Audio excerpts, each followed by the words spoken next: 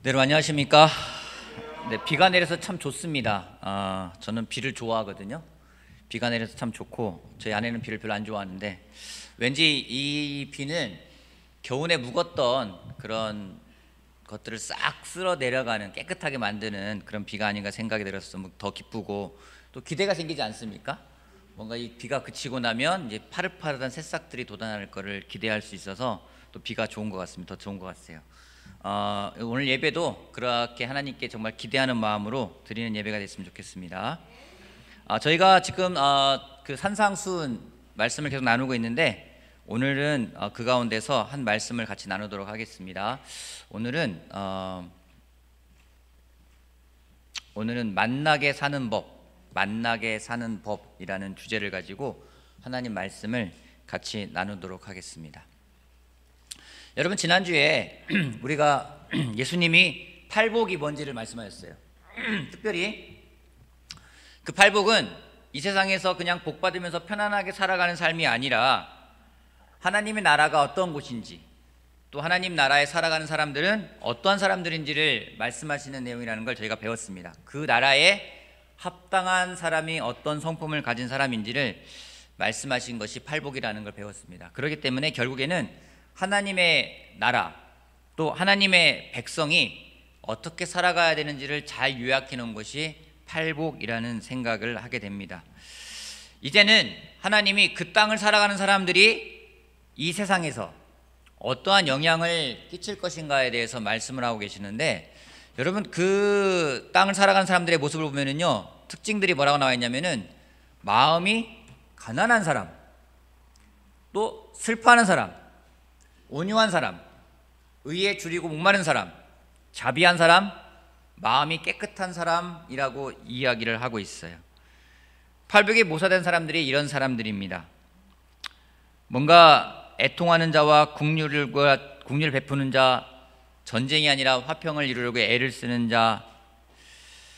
여러분, 이런 사람들이 왠지 이 거칠고 험한 세상에서 영향력을 끼칠 수 있을까라는 생각을 하게 되지 않습니까? 오히려 그들이 세상에 의해서 더 압도되지는 않을까 하는 생각이 들지 않습니까? 근데 이런 사람들에게 예수님이 너희는 세상에 나가서 영향을 끼치라고 이야기를 하고 있어요. 좀 우리가 생각할 때는 세상에 영향을 주기에는 너무나 연약한 존재라는 생각을 하게 됩니다. 더군다나 이들이 지금 사회에서 소수예요. 기득권 세력도 아닙니다.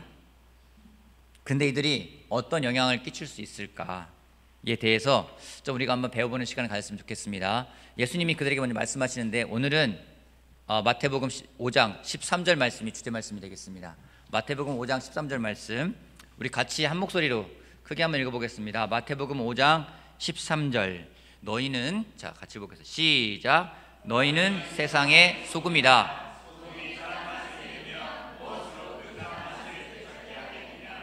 짠맛을 잃은 소금은 아무데도 쓸데가 없으므로 바깥에 내버려서 사람들이 짓밟힐 뿐이다. 예수님이 가까이 온 사람들에게 마음이 가난한 사람은 복이 있다 말씀하신 다음에 쭉 말씀하시고 8가지의 복을 말씀하신 다음에 그들에게 처음 말씀하신 게 뭔지, 너희는 세상의 소금이다. 여러분, 이 말을 들었을 때 사람들은 무슨 생각했을까요? 여러분이 그 자리에 앉아 있는 거예요. 예수님 말씀을 전합니다. 그런데 갑자기 뭔가 변했어요. 예수님 말씀하십니다. 너희는 세상의 소금이다. 그럼 여러분 무슨 생각 들겠습니까? 이거 뭔 말이야? 뭐 이런 생각 들 것 같아요. 그죠? 예수님은 세상에서 그들에게 사명을 맡기시면서 그들에게 처음으로 하신 말씀이 무엇인지, 그들이 누구인지, 그들이 어떤 존재인지를 명확히 아는 그들의 정체성을 말씀하셨습니다. 우리 또한 세상에 나아가서 삶을 살아갈 때 예수님의 제자로 올바르게 살아가고자 한다면 내가 누구인지, 나에 대한 정체성을 올바르게 가져가는 것이 굉장히 중요합니다. 왠지 아십니까? 사탄이 우리를 공격하는 방법 중에서 많은 방법이 있겠지만은 그 중에 한 가지가 무엇인지, 우리의 정체성을 헷갈리게 한다는 거예요. 사탄은요, 그냥 이게 옳은 거야, 이게 틀린 거야 라고 말하지 않고 굉장히 모호하고 헷갈리게 우리들을 공격한다라는 겁니다. 누가 적인지 누가 아군인지 구별 못하게 헷갈리게 만들어요. 엄한 사람하고 싸우게 만듭니다. 세상을 보십시오. 성에 대해 이야기를 할 때 여러분, 하나님이 창조한 성은 무엇입니까? 남자, 여자. 근데 세상에는요, 다른 성이 있는 것처럼 우리들을 헷갈리게 만듭니다. 도덕적인 것도 어느 것이 옳은 것인지 어느 것이 그른 것인지 윤리적인 부분도 헷갈리게 만들어 놔요. 거짓말을 하는 것이 더 이상 잘못된 게 아니에요. 뭐 할 수 있는 거 아니야? 라고 생각을 합니다. 부부가 외도하는 거에 대해서 뭐라 이야기하는 게 아니라 그것도 능력이야 라고 말하는 사람 세상이에요. 혼전 순결이 당연한 것이 아니라 혼전 임신이 당연한 것처럼 되어버린 세상입니다. 비정상인 것이 정상인 것처럼 만들어져가는 세상이 바로 지금의 세상입니다. 이런 세상적인 것은요, 우리를 헷갈리게 해서 교회에도 영향을 끼치게 됩니다. 하나님을 중심으로 하는 것이 아니라 사람을 중심으로 하는 인본주의가 교회의 중심이 되어버린 경우가 있습니다. 하나님 말씀보다 내가 배운 경험, 지식이 더 좋아 보이게끔 우리를 헷갈리게 공격을 합니다. 그것이 마치 성숙한 것처럼 우리를 공격할 때가 참으로 많습니다. 이처럼 혼란스러운 세상에서 나의 정체성, 우리 공동체의 정체성을 명확하지 않으면 우리 또한 그 공격에 노출되어서 우리의 역할을 할 수 없을 것입니다. 그러기에 예수님은 그 모인 사람들에게 무엇을 말씀하시는지 명확하게 말씀하세요. 너희는 세상의 소금이다. 너희는 세상의 소금이다. 여러분, 여기서 우리가 착각하지 말아야 할 것이 있어요. 예수님은요, 우리 보고 너희는 세상의 소금이 되라고 하지 않으셨어요. 너희가 소금이 될 수 있도록 훈련하라고 하지도 않으셨습니다. 또 너희의 의지에 따라서 소금이 될 수 있다고 말씀하지도 않았어요. 그냥 너희는 세상의 소금이다 라고 딱 단정지어서 말씀하셨습니다. 우리들의 정체성을 굉장히 명확하게 하신 것이에요. 여러분들에게 굉장히 어리석은 질문 하나 해보겠습니다. 소금이 되려면 전제 조건이 필요해요. 어떤 전제 조건이 있어야 될까요? 소금이 되려면 어떤 조건이 있어야 돼요? 어떤 조건이 있어야 될까요? 네? 맞아요. 여러분들 확실히 똑똑하십니다. 현명하십니다. 짜야 돼요. 소금과 겉모양이 비슷한 설탕이 있습니다. 자, 좌측과 우측이 있는데 여러분 보시기에 좌측, 우측 어느 것이 소금이고 어느 것이 설탕일까요? 자, 한번 손을 들어서 한번 확인해 보겠습니다. 자, 내가 볼 때는 왼쪽에 있는 게 소금인 것 같다. 손 한번 들어봐 주세요. 아니다. 오른쪽에 있는 게 소금인 것 같다. 손 한번 들어봐 주세요. 굉장히 팽팽합니다. 아주 팽팽해요. 제가 여러분들에게 정답을 공개하겠습니다. 어느 것이 소금일까요? 자, 오른쪽에 있는 것이, 여러분 보기에 왼쪽에 있는 것이 소금이 되겠습니다. 여러분 착각한 적 많으시죠? 요리하다가 소금 넣어야 되는데 설탕 넣은 적 있으시죠? 그런 적 있으세요? 거의 없습니까? 반대로 설탕을 넣어야 되는데 소금 넣어야 되는데 설탕 넣고 반대로 또 반대하신 적은 없으십니까? 역시 요리를 잘하시는 분은 헷갈리지 않는군요. 저는 예전에 달걀 후라이 해 먹다가 소금을 쳐야 되는데 설탕을 넣은 적이 있었어요.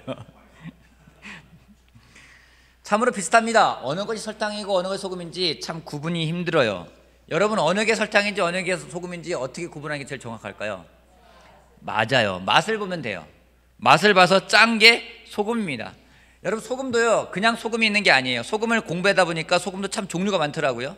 소금 종류 보니까요, 뭐 구운 소금, 천일염, 꽃소금, 허브솔트, 요즘에 또 많이 나오는 게 뭡니까? 뭐 히말라야 소금 해가지고 많은 소금들이 있어요. 굵은 소금, 가는 소금, 흑소금도 있대요. 여러 가지 소금들이 많이 있습니다. 이들 모양이 다 다릅니다. 생김새가 다릅니다. 하지만 이들이 생김새가 다름에도 불구하고 소금이라고 불리는 이유가 무엇이냐면요, 그 맛이 짜기 때문이에요. 아무리 소금처럼 생겼어도 맛이 달달하면 소금이라고 부르지가 않습니다. 예수님은 우리들을 세상의 소금이라고 말씀하십니다. 그 다음에 하신 말씀이 무엇입니까? 다시 한번 마태복음 5장 13절 볼까요? 너희는 세상의 소금이다. 소금이 짠맛을 잃으면 무엇으로 그 짠맛을 되찾겠느냐?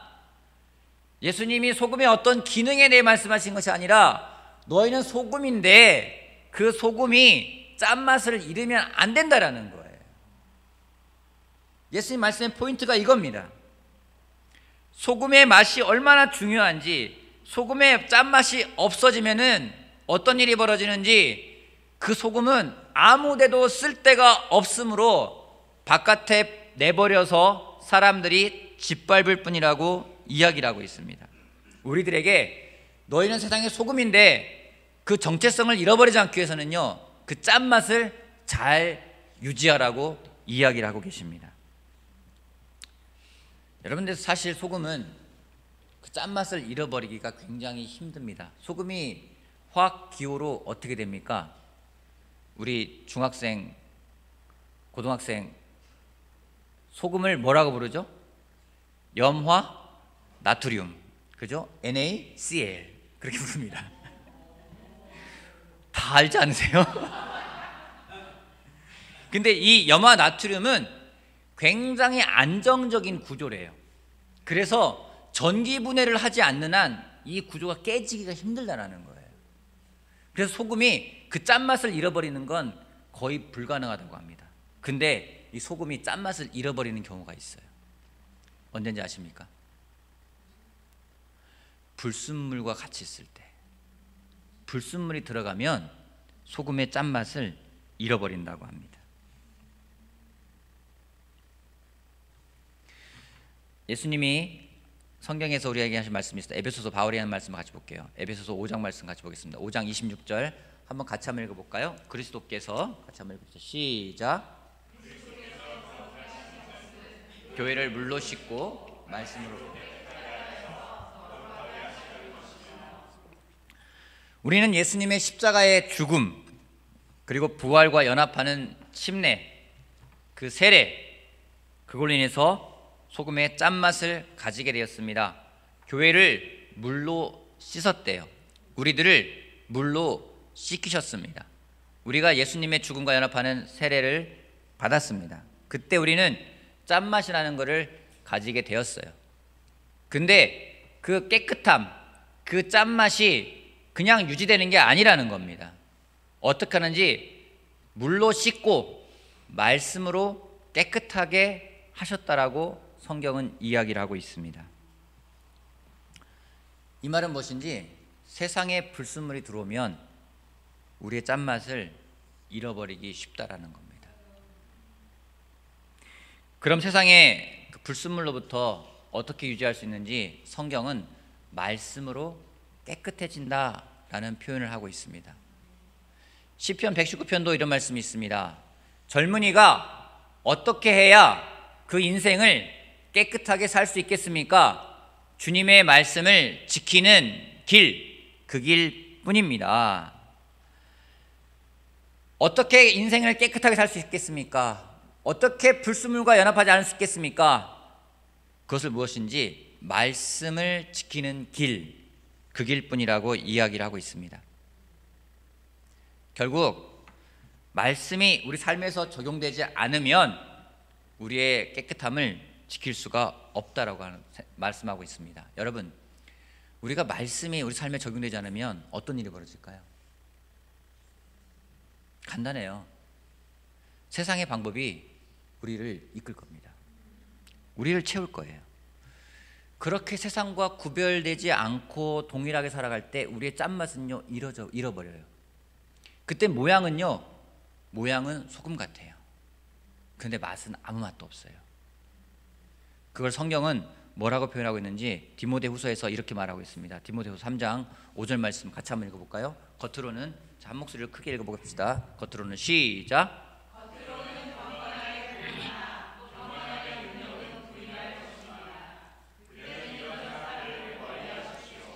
겉으로는 경건하게 보이나, 겉으로는 믿음이 있는 것처럼 보이지만 경건함의 능력은 부인할 것입니다 라고 성경은 이야기하고, 그대는 이런 사람들을 멀리하래요. 우리에게 주는 경고입니다. 우리 안에도요 경건하게 보이지만 경건함의 능력을 부인하는 사람들이 있을 수 있습니다. 그런 사람들과 같이 되면요, 우리의 짠맛을 잃어버릴 수 있다는 겁니다. 교회는 나가지만 믿음이 없어요. 성경을 읽지만 거기서 끝나요. 여러분, 누가 나무를 심다 칩시다. 사과나무를 심어요. 사과나무를 심을 때 기대는 뭡니까? 사과 열매를 맺어서 내가 그 열매를 따겠다라는 거예요. 그리고 내가 취하겠다라는 거예요. 근데 사과나무를 심기만 해요.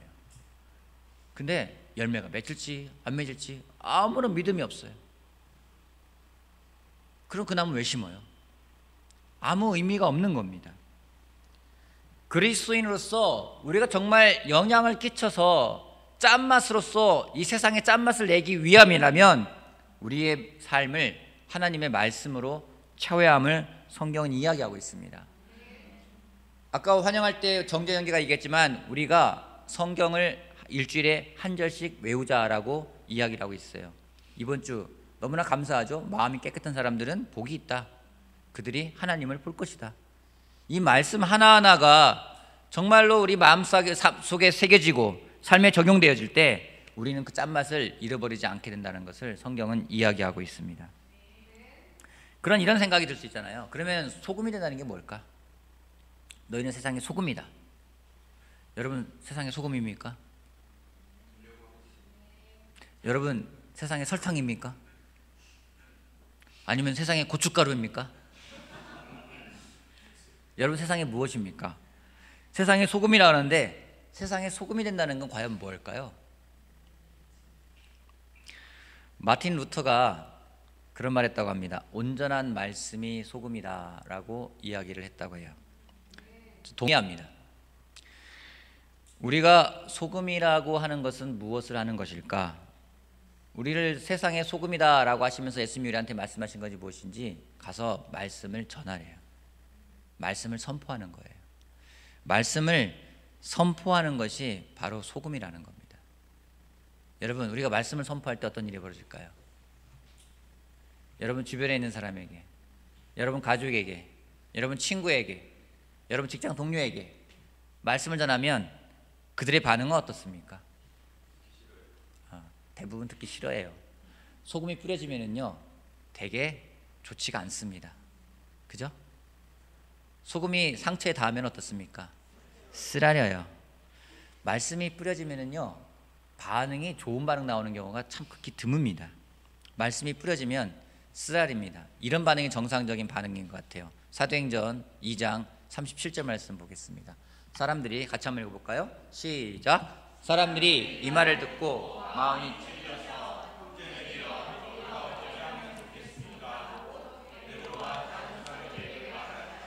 베드로가 예수님에 대해서 말씀을 전했습니다. 그들의 반응이 무엇인지 그들이 이 말을 듣고 마음이 찔렸대요. 말씀이요 마음을 찌릅니다. 정말로 잘 전해진 말씀은요 우리 마음을 찔러요. 여러분 설교를 들으면서 마음이 좀 뭔가 불편한데 내 마음이 찔리는데 기분 나빠하지 마세요. 좋은 거예요. 근데 사람들이 설교 말씀을 듣거나 전해지는 말씀을 통해 가지고 마음에 뭔가 좀 부대끼는 것 같고 마음에 뭔가 찝찝하면은요 사람들이 뭐라는지 아시면 기분 나빠해요. 찔려야 되는데 찔리지 않으려고 하는 겁니다. 근데 말씀은요 전해지면은요 제대로 전해지면 찔리게 되어 있습니다. 소금과 같은 메시지가 증거되면 사람들의 마음을 찌릅니다. 둘 중에 하나입니다. 그 찔림에 저항하든가 아니면 굴복하든가 둘 중에 하나예요. 복음은요 중간이 없어요. 거기에 따를 건지 아니면 반항할 건지 두 가지가 나타납니다. 그러게 소금이 가는 곳은요 회색지대가 없어요. 좋은 게 좋은 거다 그런 게 아닙니다. 아마 이것 때문에 사람들이 말씀을 꺼리는지 모르겠습니다. 하지만 그것이 소금의 역할이라는 걸 성경은 이야기하고 있습니다. 우리가 교회라는 이 소금통 안에 있기를 원할 때가 있어요. 하지만 하나님은 우리가 교회라는 이 우아한 소금통에 있기를 원하지 않으십니다. 소금은요 뿌려져야 돼요. 소금으로 염장을 한다 하잖아요. 여러분 고등어를 염장할 때 어떻게 합니까? 문질러요. 재요. 마찬가지로 우리가 소금이라면 서로 문질러서 배워 들어가야 합니다. 어디에요? 세상에. 어디에요? 여러분 가정에. 어디에요? 무엇보다 우리들 서로에게 배워서 들어가야 됩니다. 쓰릴 수 있습니다. 아플 수 있습니다. 하지만 그렇게 해야 사회가, 가정이, 우리 공동체가 부패하지 않습니다. 여러분, 서로 소금으로써 다가지 않잖아요. 우리 금방 부패해져요. 금방 친목 모임밖에 안 된다는 겁니다. 교만하지 말아야 합니다. 하지만 당당해야 합니다. 서로에게 들어가야 합니다. 이웃에게 들어가야 합니다. 마틴 루터가 이런 말을 했어요. 굉장히 와닿는 말이었는데, 가장 큰 비극은 악한 사람들의 외침이 아닌 선한 사람들의 소리치는 소름 끼치는 침묵이다. 선한 사람들의 침묵이 소름이 끼친대요. 비극은 악한 사람들이 악하게 외치는 것이 아니라 정말 소리를 내야 되는 사람들이 소리를 내지 못하는 것입니다. 우리는 소금인데 설탕의 역할을 할 때가 있어요. 좀 달콤한 말로, 좋은 게 좋은 거잖아, 좋게 좋게 넘어가려고 합니다. 여러분, 그런 태도 취하지 마십시오. 뭔가 말씀도 좀 말씀이 꿀처럼 달잖아. 그거는요, 정말 말씀이 어떤 건지 아는 사람이 느끼는 건데, 왠지 그런 게 다가오길 바래요.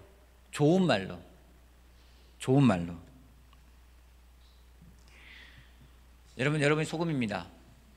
소금을 딱 집었어요. 맛을 봤어요. 달아요. 그럼 사람들이 어떻게 할까요? 좋아할까요? 안 좋아해요. 그 소금은요, 버려져요. 맛을 잃었잖아요. 사람들이 짓밟는다는 겁니다. 사람들에게 짓밟히기 싫어가지고 단맛을 내거나 나의 짠맛이 없을 때가 있어요. 근데 그게 오히려 더 짓밟힌다는 겁니다.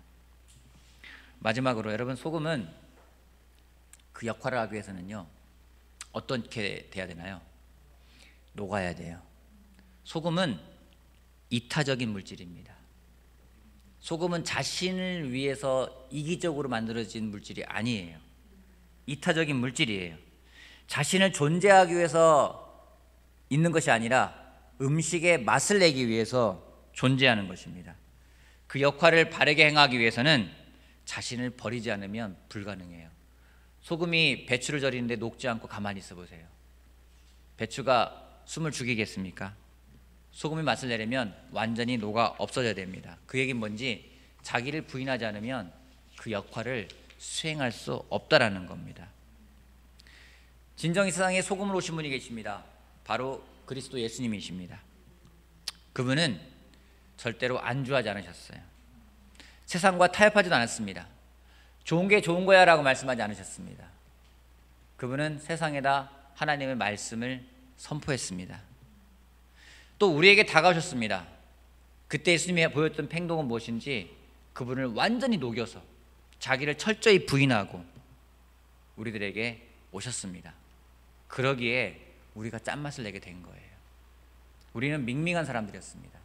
하지만 예수님이 우리 안에 녹아들었을 때, 그분을 완전히 내어주심으로 녹아들었기에 우리가 소금의 맛을 낼 수가 있게 된 존재들입니다. 우리가 그걸 기억했으면 좋겠습니다. 말씀을 전하고 성찬을 나눌 거예요. 여러분, 기억하시길 바랍니다. 아, 예수님이 이 땅에 소금으로 우리들을 만드셨지. 소금으로 만드시기 위해서 그분이 하신 것은 피 흘리심이었습니다. 그 피 흘리심을 기억하며 그분의 그 피 흘리심에 감사하는 그런 성찬의 시간이 되기를 바라겠습니다. 여러분, 예수님은 우리에게 분명히 말씀했습니다. 너희는 세상의 소금이다. 설탕 아닙니다. 고춧가루 아닙니다. 후추도 아니에요. 너희는 세상의 소금이다. 소금으로 이 밍밍한 세상, 어쩌면은 부패해가는 세상을 우리들이 소금이 뿌려져서, 말씀이 전해져서 세상의 부패를 좀 막고 또 정말로 잃어버린 영혼들을 구원하는 그런 일산 제자 그리스도 교회의 형제 자매들이 되기를 바라겠습니다. 정말 소름 끼치는 침묵이 아니라 우리에게 주신 말씀을 담대하게 선포하는 우리들에게 바라면서 말씀을 마치겠습니다.